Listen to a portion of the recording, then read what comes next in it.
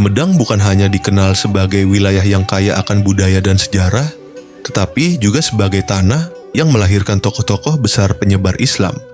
Salah satunya adalah Pangeran Santri, sosok ulama, dan pejuang dakwah yang memiliki peran penting dalam perkembangan Islam di Tatar Sunda. Melalui kegiatan wawancara ini, kami berupaya menggali jejak sejarah, nilai-nilai perjuangan, serta keteladanan Pangeran Santri yang hingga kini masih relevan bagi kehidupan umat Islam dan generasi muda. Berlokasi di makam Pangeran Santri, Sumedang, mari kita bersama-sama menyelami kisah perjuangan dan warisan spiritual yang beliau tinggalkan.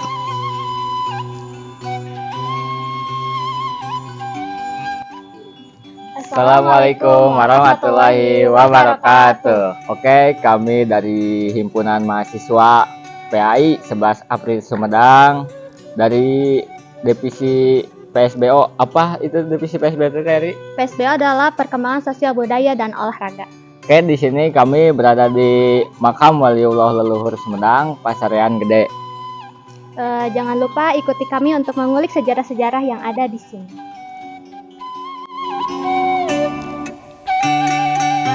Panginten dikawitan ku biografi ti Bapak Kuncen nyata nami Abah Nana Sujana lahir tanggal 28 November tahun 1863 anu mana jantan Kuncen di dieu Abah Nana ti kawit tahun 2000. Panginten mohon Panginten Pak ayat tantangan atau napi hahalang jantan Kuncen di situs Pasarean Gede ya.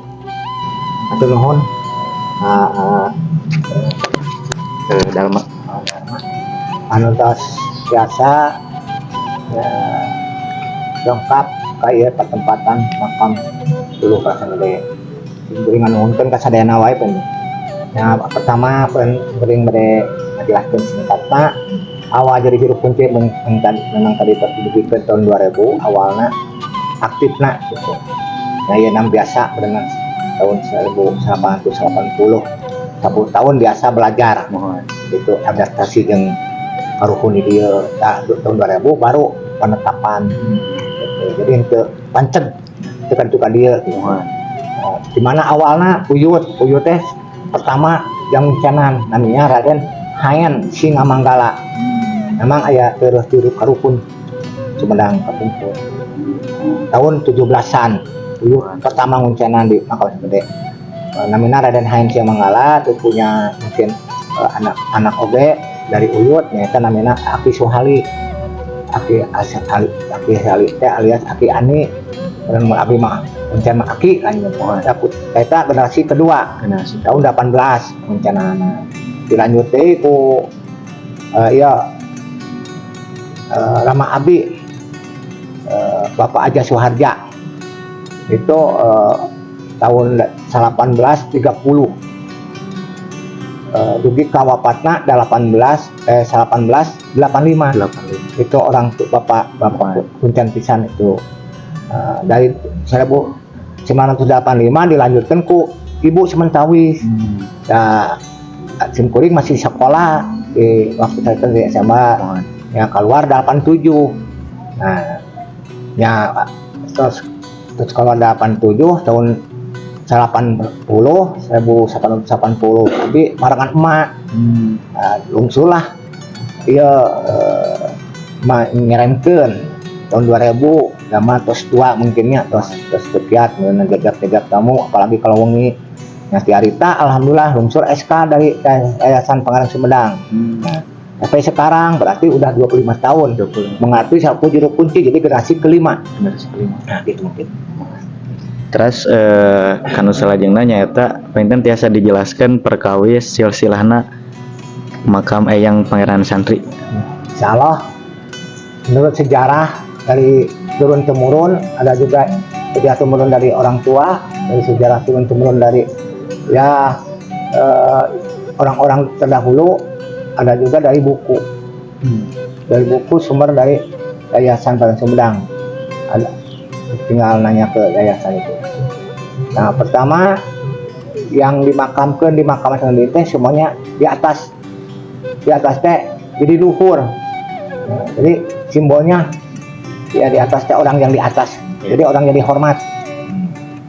Disebut karuhun teh ka angka bantu teh rohun teh nu disuhun, jadi jarah ka orang nu disuhun nu dihormat, jadi karuhun baca kulun teh kitu kiratana. Tapi jadi antarana ieu makam nu luhur teh salapan teh dibagi tilu, anu atas tilu, nu bawah nu tengah 2, nu belakang 4. Jadi jumlah 9, cuman teh angka pangluhurna angka wali. 2 tilu 4 teh sami jeung orang Islam ngalaksanakeun salat 5 waktu. Anu tilu nu luhur meureunna makamna disebut maghrib, anu pengker anu tengah meureun 2 eta disebut subuh. Lohor asar isya anu pengkerna aya makamna 4, jumlah 8 angka wali. Ieu digambarkeun ku tempat makam-makamna. Ieu mah anu aralip mah keris sareng pedang. Insyaallah simkuring kantos dengan izin Allah mungkin muncul itu sampai dicabut itunya dan kayak itu kayak muncul di tanah dari bawah kubur itu dicabut dihitung lukna 7 misalnya dimasukkan lagi udah hilang. Nah di mana di antaranya makam yang mana nama-namanya yang pertama yang di atas ini namanya Raden Maulana Soleh. Dia cucu dari Sunan Gunung Jati dari jalur ibu. Kalau dari jalur bapaknya ke Pangan Muhammad. Pangan Muhammad itu menikah dengan putranya dari Sunan Gunung Jati, Ibu Mertasari, yang dikaruniai putra Pangeran Santri. Pangan Muhammad anak dari Pangeran Panjunan. Pangeran Panjunan anak dari Sedatu Kapi, makamnya yang di Cirebon. Sampai situ aja. Kalau kelanjutannya sampai ujungnya itu sampai ke baginda Rasulullah SAW yang kanjeng Nabi Muhammad SAW. Nah itu. Jadi Pangeran Santri itu ada generasinya kan 2 genap dari Rasulullah SAW. Nah, lanjut deh Pangeran namanya dulu mah Raden Maulana Soleh. Mengapa Pangeran Santri? Jadi sampai sekarang sebutannya para santri. Jadi awalnya dia dari Cirebon datang ke wilayah Kerajaan Sumedang Larang sekitar tahun 1530. Waktu itu Kerajaan Sumedang masih menganut ajaran Sunawitan, yaitu ajaran tauhid. Itu mengenalkan Allah tanpa syariat. Dari mana itu? Dari buyut-buyutna, dari Guru Haji Putih, para Haji Mel Agung Gajah Agung, sampai ke Nur Cahya, sampai ke ibuna Nyimas Istri Ratu Patuakan itu ibuna Ratu Putih Kumun, sampai Ibu Ratu Putih Kumun waktu itu masih ajaran Sunawitan. Ya kan selaku generasi yang ke-8 dari raja pertama. Datanglah seorang ulama yaitu namanya Raden Maulana Soleh. Ya masuklah ke wilayah Sumedang Larang. Dia dengan media ya itu alat kesenian kayak gemblung, kalau sekarang mas samroh mungkin ya. Nah ya jalannya gitu mendekati tokoh masyarakat. Terus ya sampai dia diterima dengan senang hati oleh masyarakat Sumedang.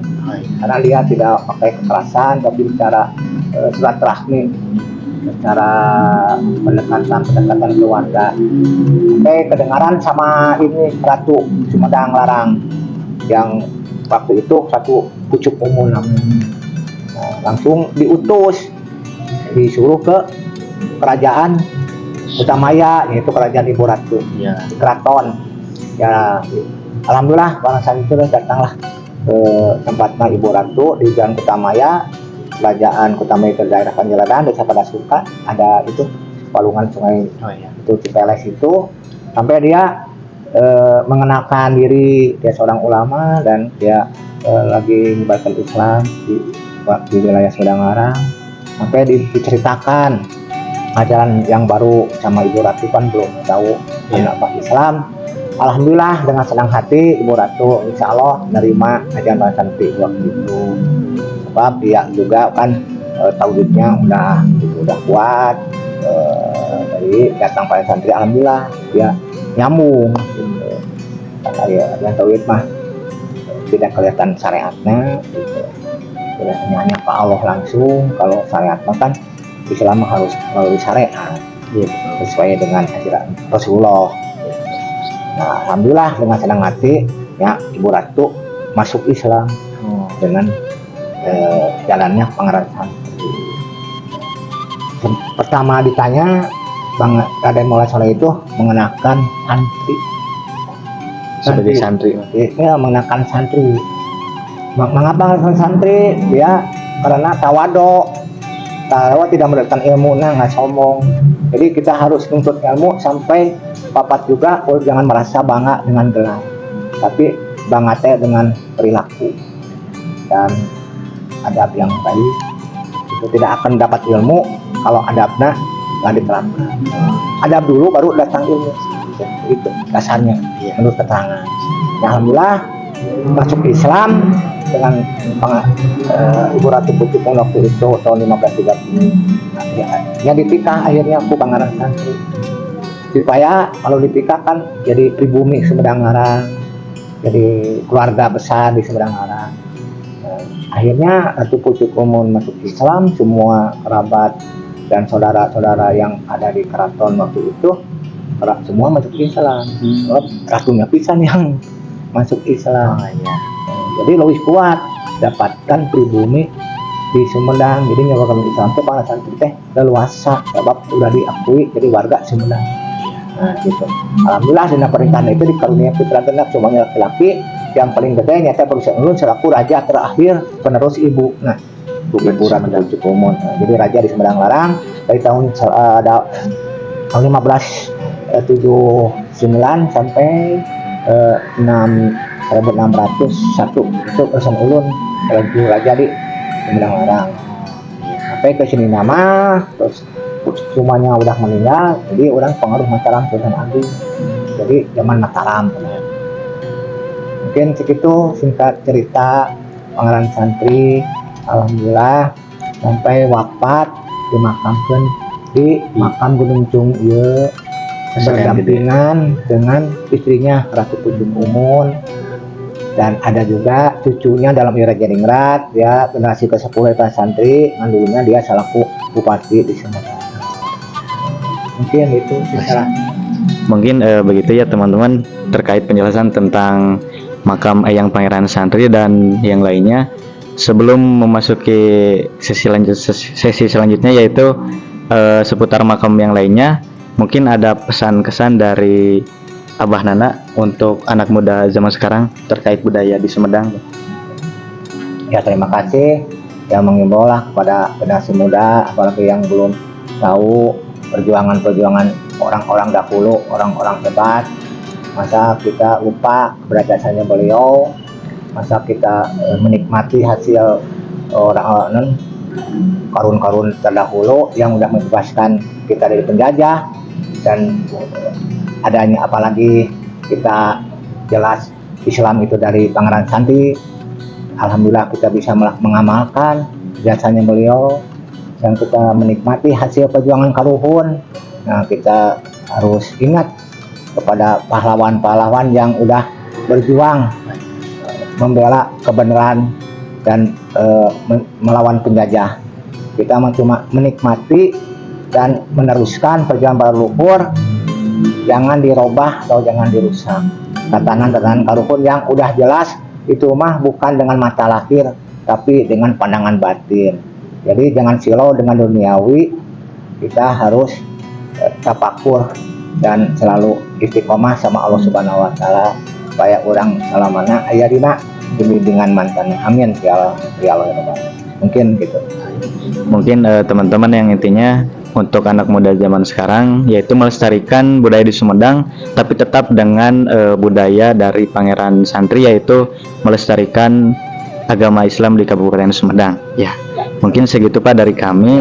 Kita lanjut melihat makam-makam di sekitar sini. Siap. Ya, Terima kasih Pak. sama-sama.